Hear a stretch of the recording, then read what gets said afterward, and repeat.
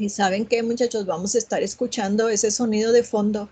No sé a qué se debió durante la grabación, pero hay una pequeña disculpa, pero yo creo que sí, sí se escucha como quiere. Muy bien, trataremos el día de hoy el tema de mutaciones.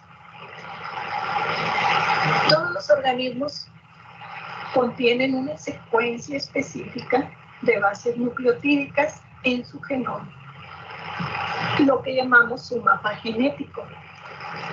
Una mutación es una modificación heredable en la secuencia de bases del genoma, lo que es lo mismo, es un cambio que pasa de las células madres a las células hijas. Algunas mutaciones, estos cambios pueden ser buenos, otros pueden ser malos, pero muchas veces el efecto es neutro.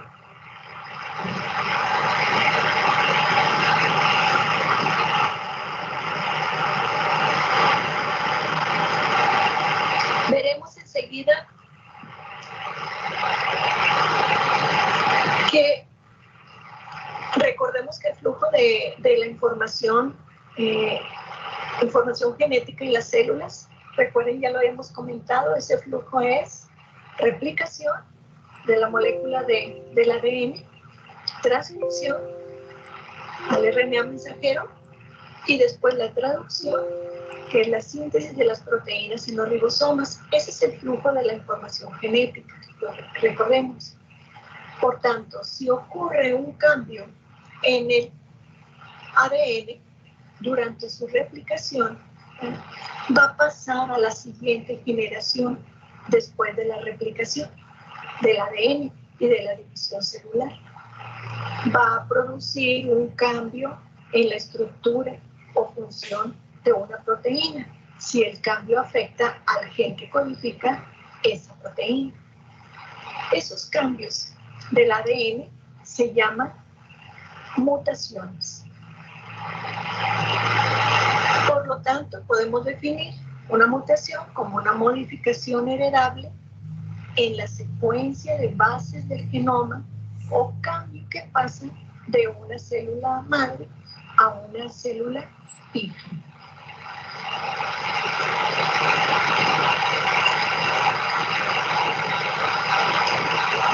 Una célula, cualquier célula, puede ser procariota o un virus, portadora de un cambio. Entonces, en su secuencia de nucleótidos le vamos a llamar mutante. Ahora, un mutante difiere entonces de su cepa progenitora ¿en qué? En su genotipo, pero también vamos a ver más tarde que también difiere en su fenotipo, ¿verdad? Pero por lo pronto, el mutante difiere de su cepa progenitora en el genotipo, que es la secuencia de nucleótidos del genoma. ¿Sí? ¿Cómo se van a designar, verdad? Estos mutantes. Miren, se designan con 3 letras minúsculas seguidas de una letra mayúscula, como ustedes lo ven enseguida, pero son letras cursivas. Los genes se describen de esta forma. Por ejemplo, G, H-I-S-I-C, de Escherichia coli. Este gen codifica una proteína llamada H mayúscula y S, C, sin cursivas, que participan en la biosíntesis de un aminoácido que es la histidina. Entonces, fíjense bien, las mutantes de este gen H y SC se van a designar como HISC1 o HISC2, de acuerdo a la secuencia en que fueron encontradas estas cepas mutantes. Si fue el primero, fue enseguida, etc.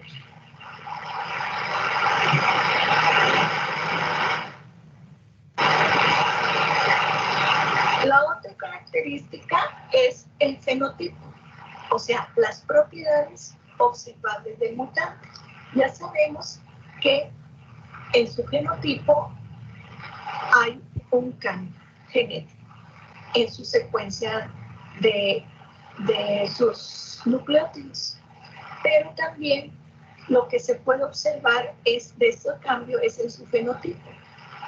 Entonces, le vamos a llamar fenotipo mutante. Entonces, las propiedades observables del mutante, o sea, su fenotipo, se pueden ver alteradas. Y entonces le vamos a llamar fenotipo mutante. Ahora, se designa con una mayúscula seguida de dos minúsculas, como lo podemos ver un poco más abajo, con un superíndice que puede ser de más o menos, positivo o negativo, para indicar presencia o ausencia de esa propiedad.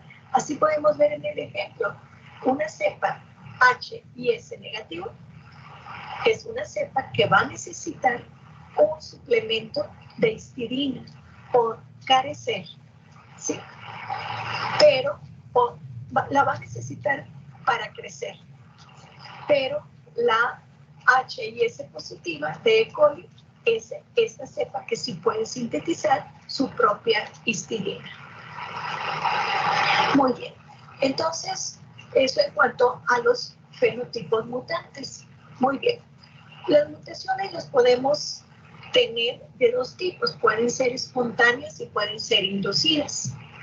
Las mutaciones espontáneas son las que se llevan a cabo sin intervención externa, pudiéramos decir sin intervención del hombre, etcétera. Son errores que ocurren, ¿verdad?, en el apareamiento de las bases espontáneamente. Pero las mutaciones sí pueden ser inducidas y pueden ser inducidas por diferentes tipos de agentes ambientales o por el hombre. ¿Sí? Se puede exponer a radiaciones, a diversos agentes químicos, etcétera, y entonces podemos tener un tipo de mutación que sí es inducida.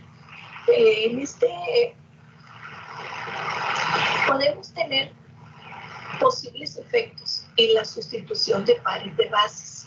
Probablemente está un poco cargada la presentación, pero yo les estoy poniendo del lado izquierdo la definición de lo que es, ¿verdad?, una mutación silenciosa, una mutación de cambio de sentido, una mutación sin sentido, una mutación puntual, ¿verdad?, para estarlo viendo del lado derecho de la imagen y poder interpretar qué es lo que ocurre cuando hay una sustitución de solamente un par de bases.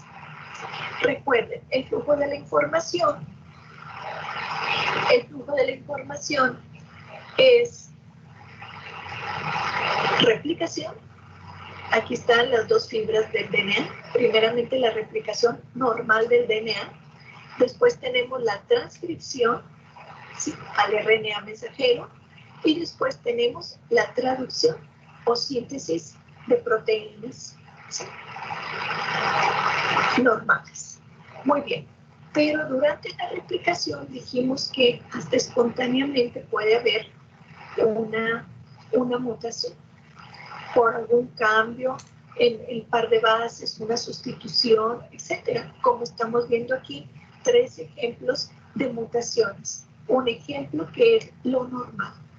Entonces, podemos ver que una de las fibras de DNA se replica normalmente. Y aquí tenemos su replicación. Esta es la replicación normal, pero se pueden ocasionar mutaciones espontáneas o inducidas, ¿verdad?, de tal manera que va a haber un cambio, ¿sí?, sustitución o cambio en pares de bases, como podemos ver aquí en este par de bases, en este par de bases y en este par de bases. ¿Sí? Si lo comparamos con la primera, la normal, la de su derecha. Muy bien. Posteriormente ocurre la transcripción, que es la información que saca el RNA mensajero del DNA. Y acuérdense, pues tenemos uracilo, adenina y citosina, que es un codón. Recuerden que un codón son las 3 bases, ¿sí? Y este codón es el codón de tirosina. ¿Okay? y este va a dar origen a una proteína normal. Sin embargo, vean la mutación de enseguida, ¿sí? De derecha a izquierda, que en lugar de replicarse y de transcribirse, ¿sí?, al RNA mensajero como UAC, ¿sí?, se transcribió como UAO. Pero este también es un codón de tirosina. Por lo tanto, también sintetiza una proteína normal, pero se le llama una mutación silenciosa, ¿sí?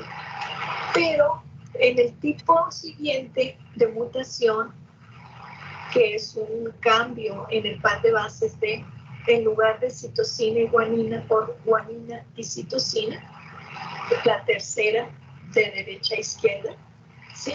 Vean que esto ya sintetizó se transcribió en UAG, que este ya es un codón de parada. Y cuando ocurre esto, tenemos una proteína incompleta. Y entonces le llamamos mutación sin sentido.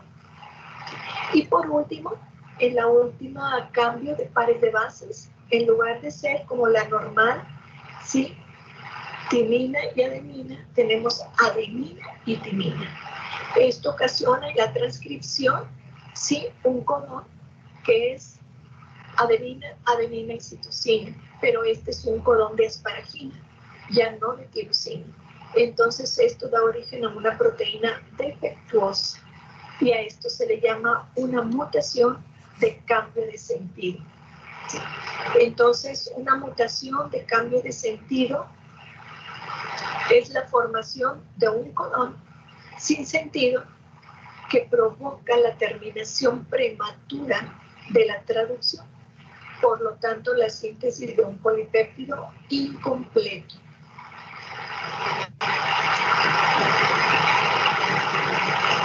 Producto truncado. Estamos hablando del ejemplo, ¿sí?, de la proteína incompleta o de la mutación sin sentido. Porque en la mutación de cambio de sentido, el cambio en una sola base de UAC por AAC provoca cambio de aminoácido de tirosina a asparagina.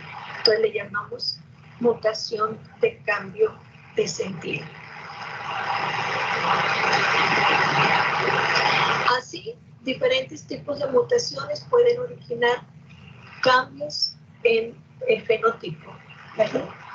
Originalmente cambia su genotipo y después lo observable es su fenotipo mutante, como podemos ver aquí en las células de los glóbulos rojos, donde un cambio, ¿verdad?, en un par de bases, el de su izquierda es el normal para dar origen, sí, a la proteína normal, el ácido glutámico, glutamina, pero veamos a la derecha el cambio, la parte de timina por adenina. Entonces esto da origen a la valina. Entonces, ¿cómo puede afectar? Sí, en su lado izquierdo tenemos lo normal, como las células de los glóbulos rojos, ¿sí?, no hay agregación, que es lo normal. Y la fotografía de ellos, su fenotipo, se ve esto es lo normal. Sin embargo, cuando ¿sí?, no se produjo esa proteína, ¿sí?, del ácido glutámico, vamos a tener valina.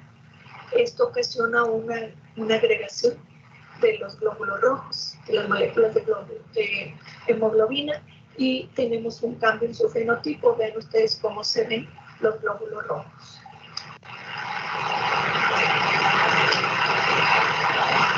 Hay diversos agentes físicos, químicos y biológicos que inducen mutaciones, y a ellos les llamamos mutágenos. Aquí tenemos un ejemplo de agentes químicos. Primeramente, vean ustedes los que llamamos análogos de bases de nucleótidos. Recordemos lo que significa la palabra análogo, es parecido. Entonces ellos entran, se parecen mucho a las bases úricas, a las pirimídicas del DNA, pero ya cuando entran, pues el apareamiento es defectuoso. Entonces, Uno de los agentes químicos que se llaman mutágenos son los análogos de las bases de nucleótidos. Y tenemos algunos otros, como lo expresamos aquí más abajo en su cuadro de la izquierda. Tenemos algunos agentes físicos, como son las radiaciones, que también inducen mutaciones. Las no ionizantes, como la luz ultravioleta, ¿sí? Lo que causa la luz ultravioleta se absorbe por el DNA y lo que causa son dímeros de timina. Y esto pues es un error. Sí, ocasiona una mutante, ¿verdad? Por su cambio en el genotipo. Entonces también, aparte de radiaciones no ionizantes, también las ionizantes. Sí, las ionizantes ocasionan muchos radicales libres y ellos producen una mutación. También tenemos los agentes biológicos, ¿sí? Y solamente les puedo mencionar que los bacteriófagos o bacteriófagos, ¿sí? Son causantes también de muchas mutaciones en bacterias sobre todo.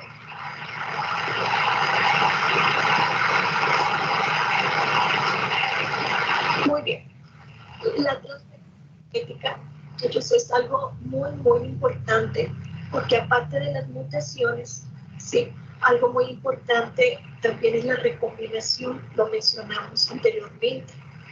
Las bacterias intercambian material genético y hay tres mecanismos fundamentales que vamos a ver en procariotas, tres mecanismos, sí, para intercambiar material genético, y los vamos a ver de su lado izquierdo: transformación, conjugación y transducción.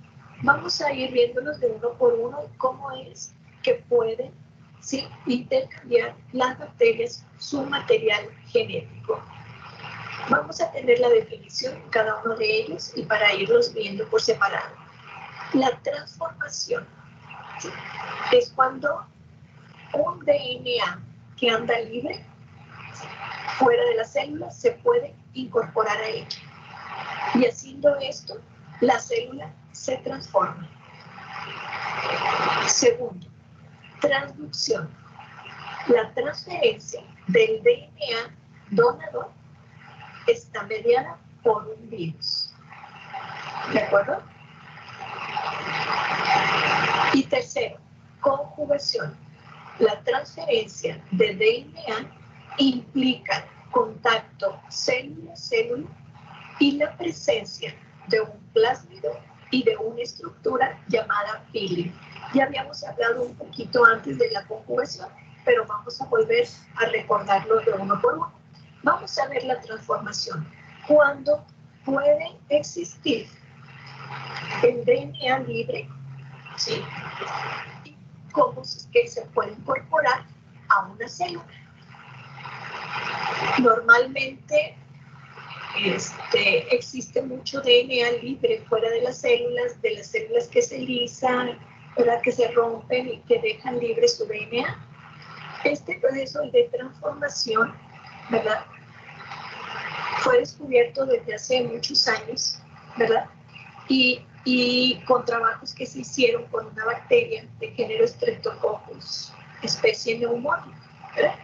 En este dibujo se ve de la forma más sencilla la transformación de una célula, como en su parte izquierda podemos ver cómo una célula que se lisó y está su DNA libre representado ahí por unas líneas verdes, ¿sí?, cómo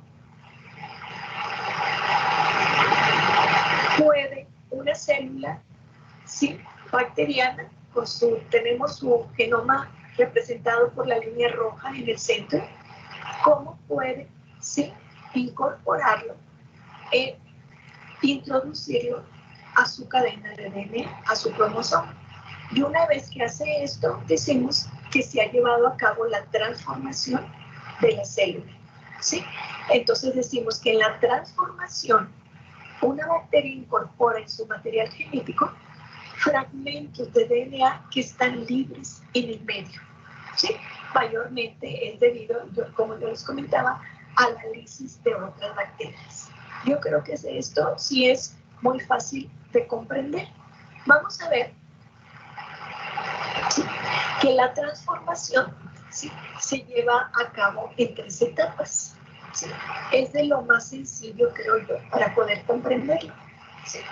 Muy bien, primero está la célula, ¿sí?, lisada, y se va a liberar al exterior fragmentos del DNA de esta célula que vendría siendo la célula donante. Aquí tenemos los fragmentos de DNA. Muy bien. La primera etapa es la de unión del DNA. Lo primero que tiene que ocurrir es que este DNA se una, ¿verdad? Hay proteínas asociadas a la membrana de la célula, ¿sí?, que se llaman autolisinas y nucleasas, que son las que van a permitir que puedan entrar esas moléculas de DNA. Muy bien. La segunda etapa es la incorporación del DNA. Primero se fija y después, ¿sí?, se vuelve, ya se incorpora, que es la segunda etapa. ¿De acuerdo? Ya está incorporado. Aquí lo tenemos. Y la tercera es la integración del DNA. ¿Sí? Hay proteínas importantes, proteínas de unión, que van a ayudar a que ese DNA se incorpore, ¿sí?, en el cromosoma. ¿Sí? Y entonces es cuando hablamos de una célula transformada. Entonces, en la integración del DNA, la proteína de unión en el cromosoma, hay una proteína llamada REC-A, que es la que va a permitir, ¿sí?, que se integre, ¿sí?, el DNA libre que se incorporó al cromosoma de la bacteria. Y cuando ocurre esto, pues decimos que la célula es transformada. Entonces son 3 etapas: unión del DNA, incorporación del DNA y la integración del DNA. Esto en cuanto a la transformación. Cuando una célula es capaz de tomar una molécula o un fragmento de DNA y transformarse, le vamos a llamar a esa célula célula competente. No todas las células pueden hacer esto, ¿sí?, pero cuando la célula sí es capaz de tomar, ¿sí?, ya sea una molécula o un solo fragmento de DNA y transformarse, entonces le llamamos célula competente. ¿Sí? Y solo hay algunas cepas, les digo, que tienen esta característica. Y esta característica sí puede ser hereditaria. Aquí tenemos una célula competente del lado derecho y el plásmido, ¿sí?, que es el que va a entrar. Y una vez que se ha incorporado, decimos que esta célula está transformada.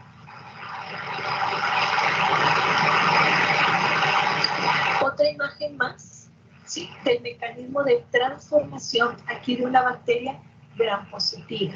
Vean cómo, ¿sí?, desde la primera imagen, ¿sí?, iniciamos, tenemos el DNA transformante de la célula donadora, que teníamos el DNA libre, ¿verdad?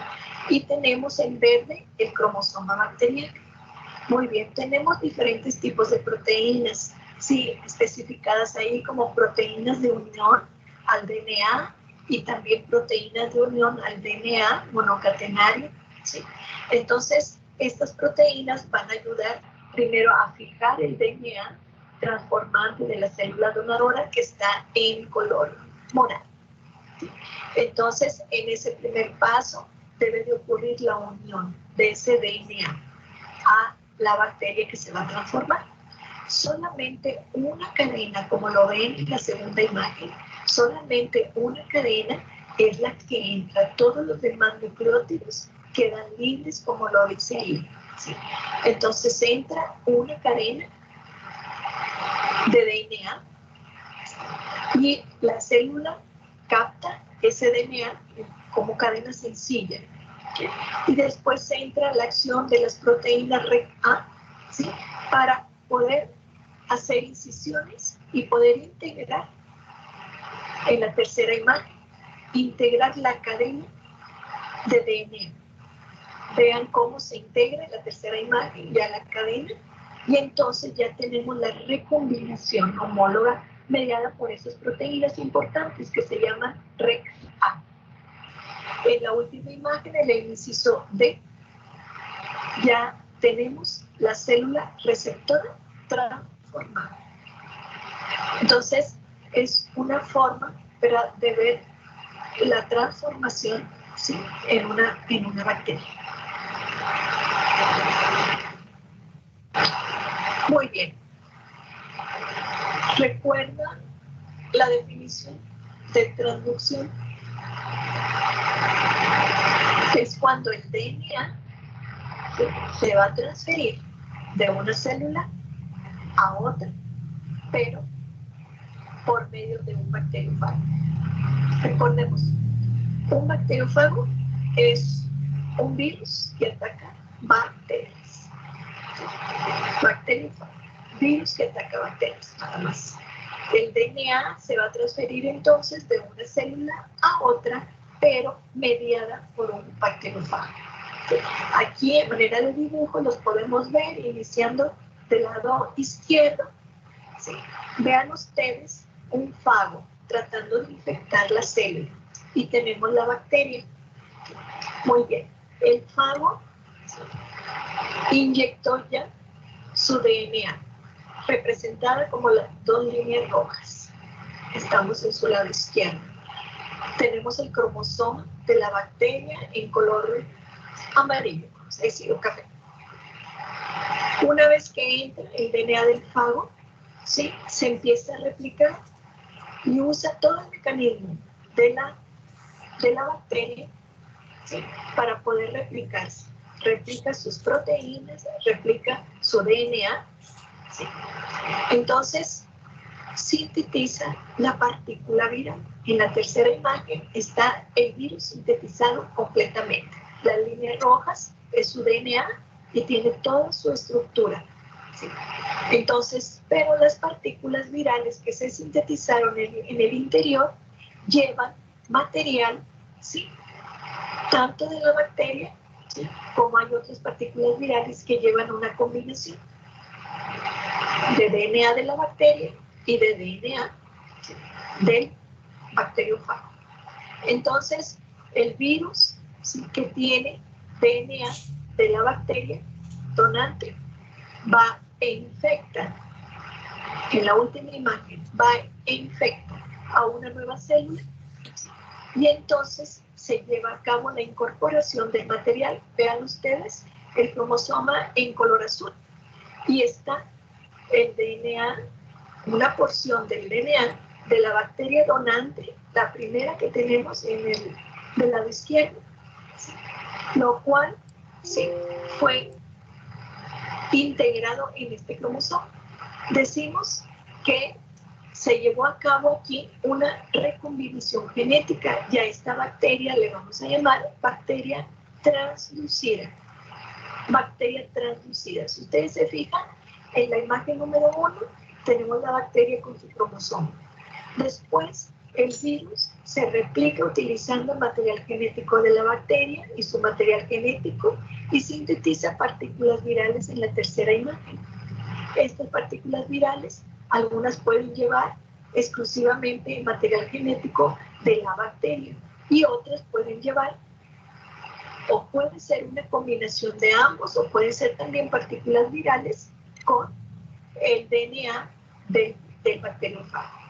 Pero en este caso, ¿sí?, la transferencia de DNA de una célula bacteriana a otra se puede llevar de esta manera y la partícula bacteriófago va a inyectar el DNA, ¿sí?, de la bacteria, se incorpora al cromosoma y entonces ya tenemos una bacteria transducida, ¿sí?, por una recombinación genética. Espero que más o menos sí lo hayamos entendido. Del lado derecho tenemos la imagen de un bacteriófago. ¿Sí? Como ven, son de los tipos, lo vamos a ver ahora en la unidad de virus. Es un tipo de virus muy complejo, ¿verdad? Y lo vamos a ver posteriormente. Pero este es el más conocido y es un virus de bacteria. Y tenemos otra vez, ¿sí?, otro ejemplo, igual que el anterior, de transducción. ¿Sí?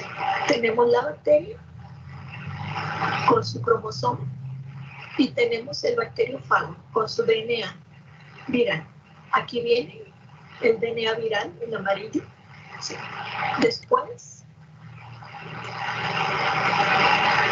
se sintetizan todos los componentes del virus, fragmentos del DNA bacteriano, tenemos fragmentos del DNA del virus, se empiezan a hacer más copias, de tal manera que se sintetizan las partículas virales, se sintetizan con DNA bacteriano y también con DNA del virus o una recombinación. ¿Sí? Pero es la forma en que el DNA, ¿sí?, a través de este virus puede infectar otra bacteria, ¿sí?, viene, infecta la bacteria, deposita el DNA y este DNA, ¿sí?, se va a integrar en el cromosoma de la bacteria y es entonces cuando tenemos del lado izquierdo, ¿sí?, la recombinación homóloga y se integran. Ahí vemos el DNA integrado, ¿sí?, al de la bacteria. Entonces es una forma en que el DNA de una célula procariota se puede integrar también a otra célula procariota, mediada nada más por un bacteriófago.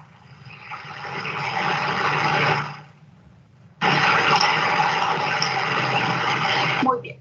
La transducción, entonces cuando un fago infecta a una bacteria, cada fragmento del genoma capta los fragmentos del genoma de la célula hospedadora, como lo acabamos de ver, y luego al infectar a otra bacteria, el fago transductor puede transferir sus propios genes y también los de la célula hospedadora de la cual procede, ¿verdad? Como un resumen de los dibujos de todo lo que acabamos de ver.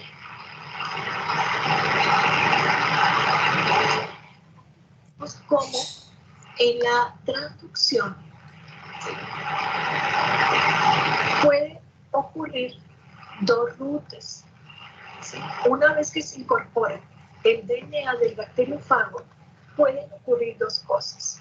La una le llaman ciclo lítico y a otra se le llama ciclo lisogénico. Vamos a ver, son unos dibujos bien sencillos, pero veámoslo así. Miren, aquí tenemos el bacteriófago con su DNA en rojo. Y aquí está la bacteria, es el primer dibujo de arriba, con su cromosoma. ¿Sí? Cromosoma bacteriano. Muy bien. En la segunda imagen se refleja la inyección del DNA del bacteriófago. Muy bien. Y a partir de ahí tenemos dos flechas. Una dice ciclo lítico. Vamos por ahí. Nosotros conocemos la palabra lítico, ¿verdad? Es lisis, es ruptura. Muy bien. Entra el DNA del bacteriófago y toma todo el mecanismo de la célula procariota para replicarse él mismo y se replican muchas partículas virales idénticas a él. Rompe la célula y sale una gran cantidad de partículas virales. Muy bien, ese sería el ciclo lítico. Pero en la segunda imagen, después de inyectar el bacteriófago su DNA, este DNA se puede incorporar al cromosoma de la bacteria. ¿Sí? Este sería un ciclo lisogénico, no va a lisar a la célula. ¿Sí? Entonces, este DNA se incorpora al DNA en el cromosoma de la bacteria. Y entonces, sí, le llamamos a esta parte roja, la última, le llamamos profago. ¿Sí? Ya no es un bacteriófago, ¿verdad? Es su DNA integrado en el cromosoma de la bacteria y le vamos a llamar profago. Ese sería el ciclo lisogénico. Y el otro, de su izquierda, sería el ciclo lítico. Muy bien. La transducción puede ocurrir de dos formas. Estamos hablando de la misma forma de recombinación, la transducción. Puede ser una transducción generalizada cuando cualquier porción del genoma bacteriano pasa a formar parte del genoma de la partícula vírica. ¿Sí? Entonces, transducción generalizada, cualquier porción del genoma de la bacteria pasa a formar parte del genoma de la partícula vírica. O una transducción especializada es cuando el DNA de una región muy específica del cromosoma del hospedador se integra directamente en el genoma del virus. No todos los fagos pueden llevar a cabo la transducción, o sea, no todos los fagos pueden transducir, ni todas las bacterias son transducibles.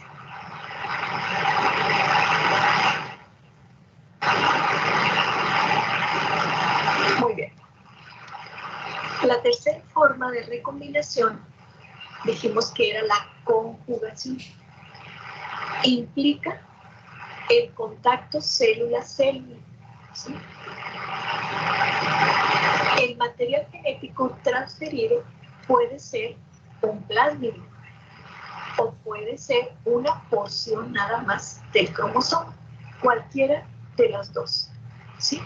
Pero una célula donadora va a transmitir información genética a otra célula, que le vamos a llamar la receptora. Ahora, es muy importante, sí, recuerden ustedes, ya habíamos hablado de esta estructura del pili o pelo sexual. ¿Sí? La célula donadora debe representar este pili o pelo sexual. Entonces, en la conjugación, ¿sí?, debe de existir una célula donadora con un pili o pelo sexual y una célula receptora.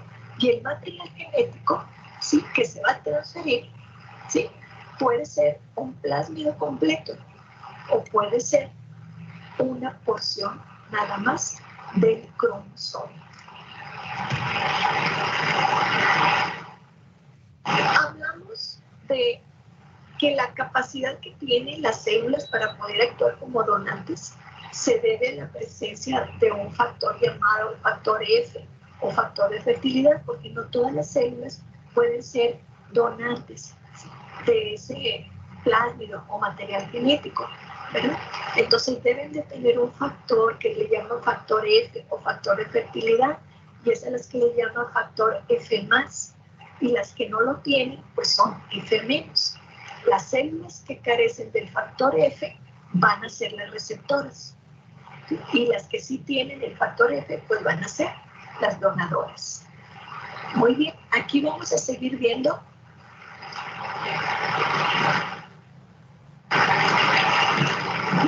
muy bien la transferencia del DNA, ¿sí?, plasmídico por conjugación de un plásmido. Aquí tenemos, miren, en verde, la imagen, primero arriba, vamos de arriba hacia abajo. ¿Sí?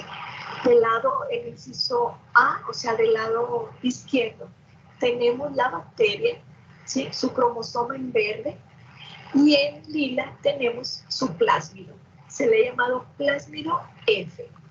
¿Sí? Plásmido F. Muy bien. A esto está representado por el pili, o pili F.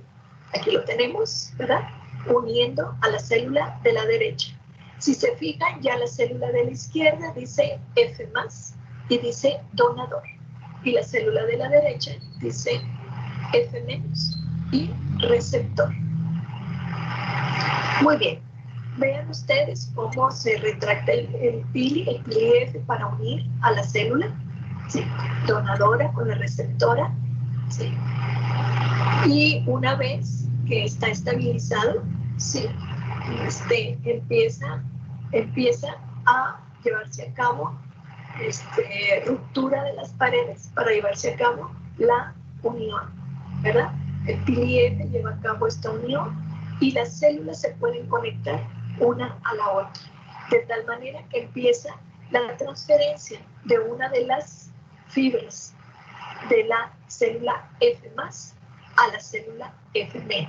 Estamos en la tercera imagen, de arriba hacia abajo, ¿verdad? Una vez que están unidas las células, se empieza a transferir solamente una de las fibras, ¿sí?, del plásmido, de la célula F+ a la F-, ¿de acuerdo?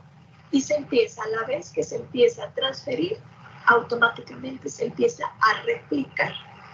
Entonces tenemos en la cuarta imagen cómo se va transfiriendo y se empieza inmediatamente a sintetizar la cadena complementaria, tanto de la fibra que pasa a F- como la fibra que queda en F+. Entonces vemos en la número 5, ¿sí?, cómo aquí va la síntesis, ¿sí?, la síntesis de la nueva cadena de DNA, ¿verdad? Después de que se completa la síntesis de las cadenas de ambas partes de la célula, ¿sí?, todos se separan estas células, ¿sí?, de tal manera que en la última imagen tenemos el plásmido completo en ambas células. Se debe llevar a cabo una síntesis de ambas cadenas, la que pasa a la célula F- y la que queda en la célula F+. ¿Sí? De tal manera que tenemos ahora dos F+. Si ustedes se fijan, del lado izquierdo, célula F+, y del lado derecho, célula F+. Muy bien.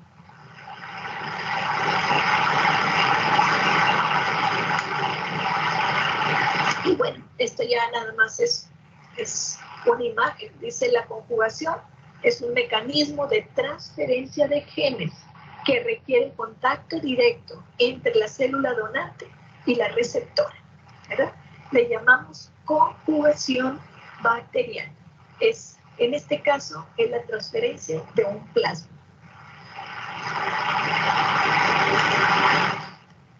La conjugación es un mecanismo de transferencia de genes que requiere el contacto directo entre células donantes algo y receptores. muy parecido. Vean ustedes. Un plasma. Aquí está el cromosoma en verde, pero tenemos el plásmido ya no fuera de la célula, como en el ejemplo anterior.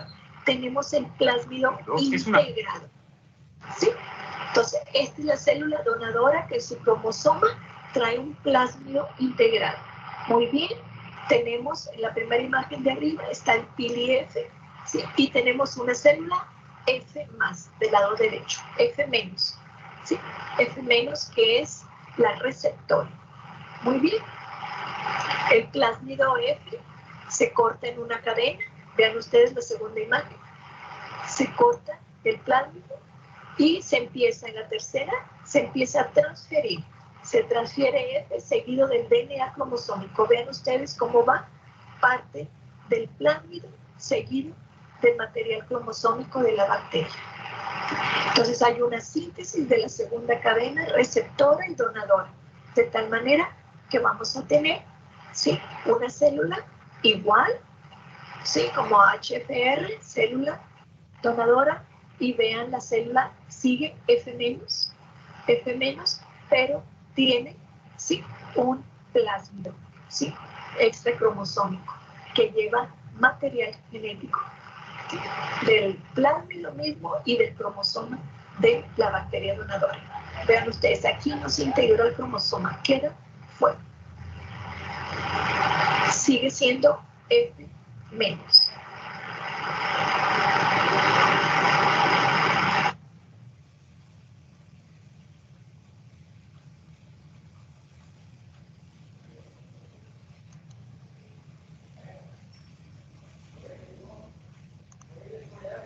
La conjugación es un mecanismo de transferencia de genes que requiere el contacto directo entre células donantes y receptoras. Un plásmido es una pequeña porción de ADN separada del cromosoma principal que lleva información genética para codificar funciones como la resistencia a los antibióticos. El primer paso en la transferencia del plásmido es el contacto entre donante y receptor. El pilus de la célula donante reconoce y se une a sitios receptores específicos de la pared celular de la célula receptora. El plásmido es movilizado a continuación para su transferencia cuando una enzima corta una cadena de plásmido en una secuencia nucleótida específica que se llama origen de la transferencia.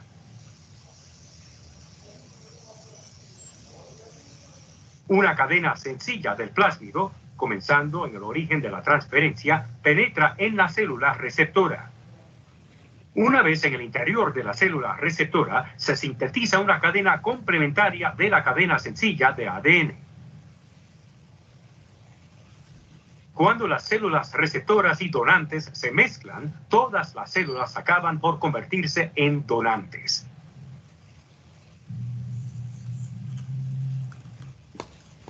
Bueno, muy bien. Yo creo que aquí es donde terminamos la clase, muchachos. ¿Alguna duda? ¿Alguna pregunta? ¿Cómo vieron la clase? ¿Bien? Traté de hacerlo en forma sencilla para entender las bases. ¿Cómo lo vieron? ¿Bien?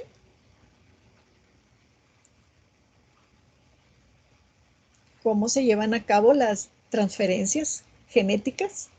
¿Sí?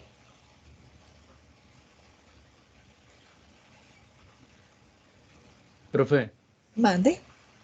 en el ciclo lisogénico, la célula, hace mucho había escuchado que también se podía destruir la célula en ese ciclo, pero ¿cómo sucede ahí?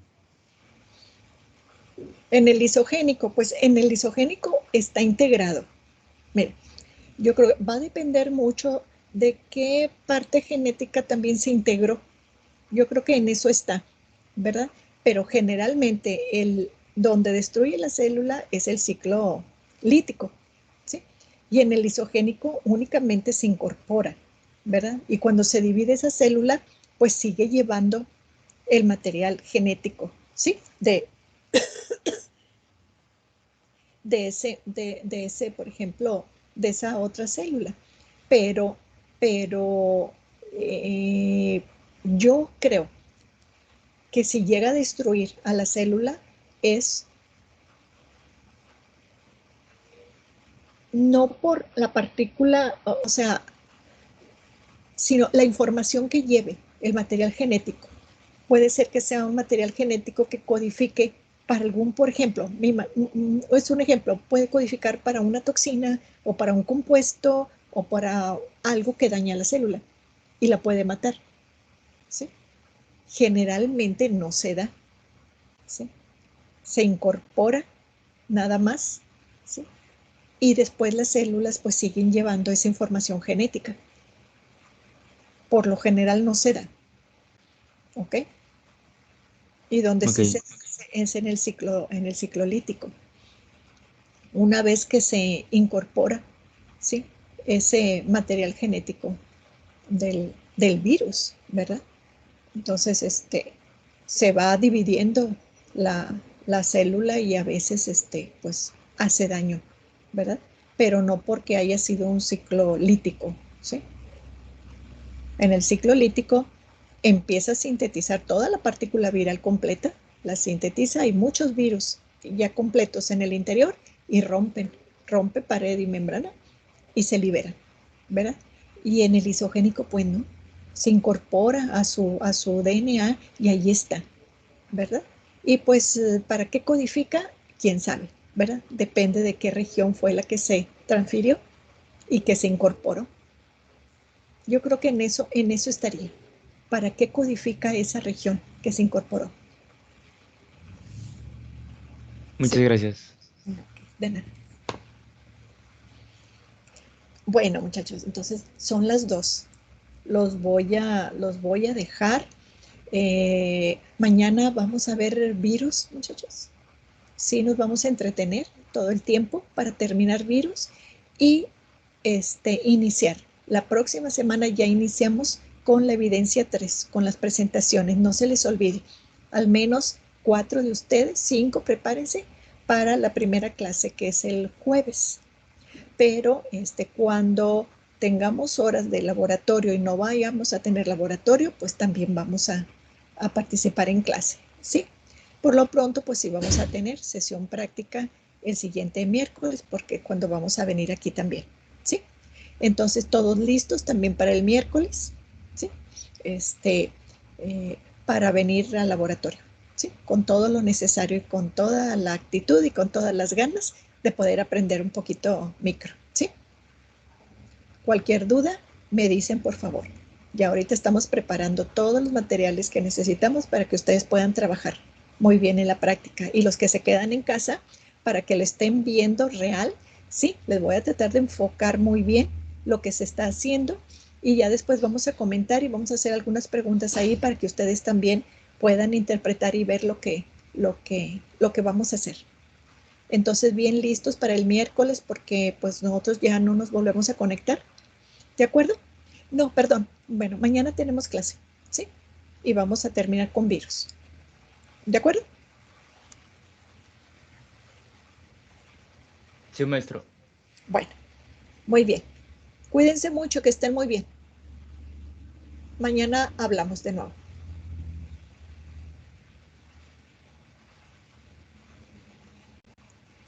Gracias, profe, cuídense. Igualmente, que estén muy bien.